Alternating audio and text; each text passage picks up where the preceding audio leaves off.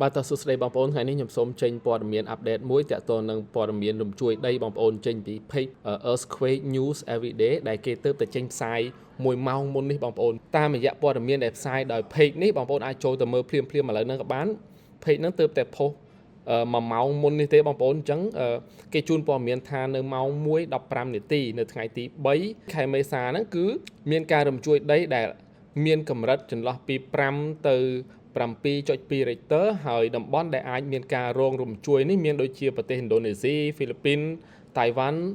ហើយនិងប្រទេសឡាវប្រទេសវៀតណាមក៏អាចមានអត្រានឹងកើតឡើងដែរបងប្អូនអញ្ចឹងក្នុងប្រទេសកម្ពុជាគ្រាន់តែជាចំណែកមួយដែលអាចរងឥទ្ធិពលតិចតួចទេនេះគឺជាព័ត៌មានអាប់ដេតចុងក្រោយនៅថ្ងៃនេះហើយនៅ1ម៉ោងមុននេះទេបងប្អូនអញ្ចឹងខ្ញុំចង់អាប់ដេតបងប្អូនឲ្យបានទាន់ពេលវេលាបងប្អូនអាចចូលទៅមើលព័ត៌មាននៅលើ page នេះខ្ញុំដាក់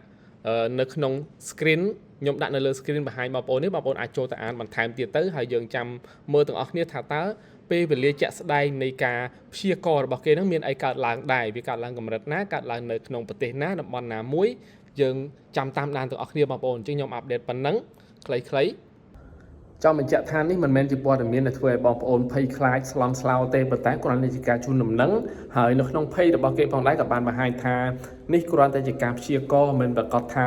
វាប្រកាសជាកើតឡើងអញ្ចឹងឬក៏មិនកើតឡើងនោះទេប៉ុន្តែការជូនដំណឹងមុនយ៉ាងណាក៏ល្អប្រសើរដែរបងប្អូនកុំភ្លេចតាមដានការអាប់ដេតព័ត៌មានបន្ថែមទៀតនៅលើ page នេះបងប្អូនអាច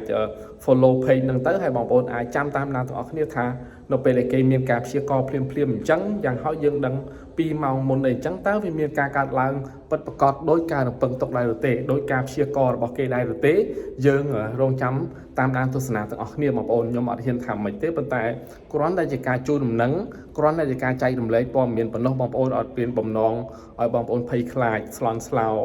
រត់តណាយទេបងប្អូននៅណានៅនឹងទៅធ្វើការនៅណា